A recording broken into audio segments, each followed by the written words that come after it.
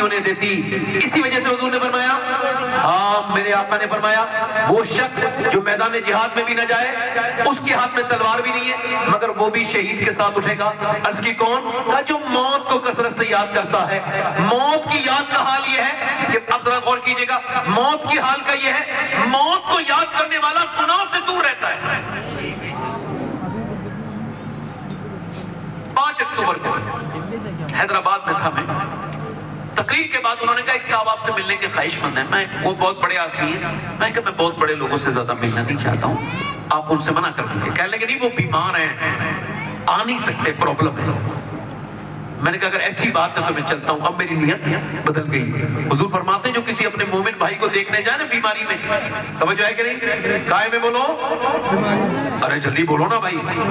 بیماری میں اب تو امیر کو چھینک آ جائے تو لمبی قطاریں لگتی ہیں, غریب کی تو میت میں بھی لوگ شامل نہیں ہوتے. ارے کیا فائدہ ہوگا, غریبی تو مرا ہے, رکشے والا بھی تو مرا ہے, مزدوری تو مرا ہے, مگر یاد رکھنا امیر کی میت میں جانا اس نیت سے صرف کہ وہ امیر ہے, یہ کوئی ثواب کا کام نہیں, یہ تو دکھاوا ہے, ریاکاری ہے. خدا کی قسم میرے نبی فرماتے ہیں جب میرا کوئی امتی بیمار ہو جائے اور دوسرا امتی اسے دیکھنے کے لیے جائے اور اس کی صرف ایک ہی نیت ہو کہ اللہ مجھ سے راضی ہو جائے, فرماتے ہیں جب تک واپس نہیں آتا 70,000 فرشتے اس کے لیے دعائیں مغفرت کرتے رہتے ہیں. 70,000 فرشتے, اللہ کے فرشتے, معصوم فرشتے دعائیں. زندہ باد, زندہ باد, بہت اچھا, بہت زندہ باد. دیکھنے کے لیے میں ان کے گھر گیا نا تو آپ کو بتاؤں کوئی 15 یا 16 کروڑ کا اس کا اپنا بنگلہ ہوگا. یہ بات سے بتا رہا ہوں ذرا آپ کا دل اس سے ہٹ جائے دنیا داری سے. ہاں میں اندر گیا تو مرسڈیز اور بی ایم ڈبلیو اور جیگوار کئی قسم کی گاڑیاں کھڑی تھیں. میں جب اور اندر گیا تو وہ ہال میں آیا آدمی, اس کا نام بھی مجھے یاد ہے. اس نے ذرا ہاتھ تھوڑا سا آگے بڑھانا چاہا, میں نے تو اس نے ہاتھ پیچھے کھینچ لیا. صرف میں نے اس کو سلام کیا. میں نے کہا بھائی کیا حال ہے؟ یہاں پر کوئی روئی لگی تھی, یہاں پر روئی لگی تھی, اور وہ ایسے کر کے اس کو پکڑے ہوئے تھا. میں نے کہا کیا ہوا ہے؟ کہنے لگے 23 سال سے میں گٹکا کھاتا تھا, بہت شوقین تھا, اور اس بار رمضان میں میرے ایک دانہ نکلا ہے زبان میں, اس کی بایوپسی کرنے گئی ہے, اور پھر جب وہ آئی ہے تو میرا سارا نشہ ڈھیلا ہو گیا, میری ساری جتنی بھی ہمتیں تھیں سب ٹوٹ چکی ہیں, میں آخری ڈپریشن کی آخری حد میں ہوں. وہ کہتا ہے مجھے ڈاکٹر نے کہا کہ تم 2 مہینے کے بعد دنیا سے چلے جاؤ گے اور تم کو کینسر ہے.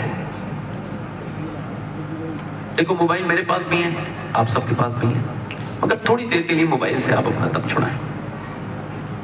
میں نے اس کو جب دیکھا تو وہ کہنے لگا سید صاحب میں نے آپ کی کئی تقریریں سنی ہیں, آپ کی تقریر سنتا ہوں, آپ سے یہ کہنا چاہ رہا ہوں کہ جب تک مجھے یہ خبر نہیں تھی نا, جیسے یہ خبر آئی ہے اب جیگوار اور مرسڈیز دیکھنے کو دل نہیں کرتا. کہتا میرے کسی کام کا نہیں. وہ امیروں کے بڑے بڑے گھر دیکھ کر کے للچانے والے لوگوں, نہ میرے بھائیوں ایسا نہ کیا کرو. اپنے نبی کی حدیث سنو, میرے آقا کی یہ حدیث آپ کو زندگی کی شروع سے لے کے آخر تک آپ کو ہمت دے گی. یہ حدیث یاد رکھ لینا, اس کو صرف تقریر نہ سمجھنا. جب دیکھو تو اللہ کے رسول فرماتے ہیں جس کے پاس ایک وقت کا کھانا موجود ہے, جلدی بولو کتنے وقت کا؟ صرف 1 وقت کا. اور فرماتے ہیں جس کو اللہ نے صحت بھی عطا کی ہے وہ مالدار ہے, اس کو شکر ادا کرنا چاہیے. وہ کہنے لگا سید صاحب میں نے پہلے بھی نمازیں پڑھی تھی, مگر اب اپنے بچوں کو دیکھتا ہوں تو بچے جیتے جی یتیم نظر آتے ہیں, اور اپنی بیوی کو دیکھتا ہوں وہ مجھے بیوہ نظر آتی ہے. اللہ اکبر. کہتا ہے نمازیں تو پہلے بھی پڑھی تھی, مگر پہلے کی نمازیں میری اس نماز کا مقابلہ نہیں کر سکتی. کہتے ہیں میں جب سجدے میں جاتا ہوں تو خوب روتا ہوں, اور کیا سوچتا ہوں معلوم ہے, میں کہتا ہوں 2 مہینے کے بعد اوپر سے تختے رکھ کے اوپر سے مٹی ڈال کے سب واپس ہو جائیں گے. مالک مجھے معاف کر دینا, جب تو نے اپنے اس بدکار گنہگار انسان پہ اتنا کرم کیا ہے کہ میں اٹیک سے نہیں مرا اور میں ایکسیڈنٹ سے بھی نہیں مرا, مجھے تو نے ایسا کرم کیا ہے کہ 2 مہینے پہلے تو نے بتا دیا ہے تو میرے مالک اب مجھے معاف بھی کر دے. کہتے ہیں جو کینسر والی نمازیں ہیں وہ بڑے دل لگتا ہے ان نمازوں میں. میرے بھائیوں کبھی آپ نے اس کو سوچا ہے؟ آپ نے اور میں نے دنیا کی ساری لوگوں کو دیکھا, فلاں کے پاس بڑی دولت ہے, فلاں کے پاس یہ ہے, فلاں کے پاس. آپ کو بتاؤں سکندر کتنا بڑا انسان ہے, پوری دنیا کو فتح کرنے والا انسان ہے, 30 سال کی عمر میں گولڈن مین. پوری دنیا میں لوگ کہتے ہیں بڑا لکی انسان ہے. کون؟ سکندر. مگر کہا تھا کافی مراد آبادی نے, کفایت اللہ کافی نے, کوئی گل باقی رہے گا نہ چمن رہ جائے گا, پر رسول اللہ کا دین حسن رہ جائے گا. اور سنو میرے بھائیوں, میرے دوستوں, یہ کون ہے؟ میری طرف توجہ کرو. یہ سکندر ہے, اس نے پوری دنیا کو فتح کیا ہے 30 سال کی عمر میں. لوگ کہتے ہیں لکی انسان ہے. کون ہے بولے؟ ادھر دیکھو, میری طرف توجہ کریں, آپ بیٹھ جائیں آرام سے. لکی انسان ہے 30 سال کی عمر میں.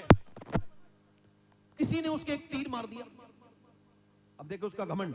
تیر جب مارا نا, اس نے اپنے فوجیوں سے کہا پوری دنیا کے فاتح کے کس نے تیر مارا, جاؤ جتنی بھی چمکتی ہوئی آنکھیں ہیں سب کو قتل کر دو. جتنے اس علاقے کے لوگ تھے سب کو قتل کر دیا گیا. یہ اس وقت جہاں پر, اس وقت جہاں ملتان ہے, ایک بھی انسان نہیں چھوڑا, نہ عورت نہ مرد. اس نے کہا کیا ہوا؟ کہا حضور سب مار دیے, کوئی نہیں بچا. کہا بلی کی بھی تو آنکھیں چمکتی ہیں, کتے کی بھی تو چمکتی ہیں, ایسا کرو بلیوں کو بھی مار دو, کتوں کو بھی مار دو. ایک ذرا سا تیر لگا, اتنا گھمنڈی. مگر جب اس کی موت آئی نا, یہ نمونیا جس کو آپ کہتے ہیں نا, یہ نمونیا 2 گولیوں میں ٹھیک ہو جائے گا, 3 گولیوں میں ٹھیک ہو جائے گا. نہیں, اس نے پیر رگڑنے شروع کر دیے. پوری دنیا کو فتح کرنے والا فاتح, پوری دنیا پہ راج کرنے والا, 30 سال کی عمر میں ایک دنیا کے حصے سے دوسرے حصے تک اور تیسرے سے چوتھے حصے تک پوری دنیا کو اپنی حکومت میں شامل کرنے والا, ایک ہی دعا کر رہا ہے, کاش میں اپنے ملک میں مر جاتا. یہ نہیں کہہ رہا میں مر جاؤں, کاش میں اپنے ملک میں مر جاتا. مگر ایڑیاں رگڑ رگڑ کے نہ جانے کتنی خراب موت مرا. سنو, 10,000 لوگ مسلمان کھڑے ہیں, اور وہ چنگیز خان, جس کے نام کے ساتھ دہشت آج بھی چلتی ہے. چنگیز جس نے کھوپڑیوں کا محل بنایا تھا. کائے کا محل بنایا تھا؟ کھوپڑیوں کا.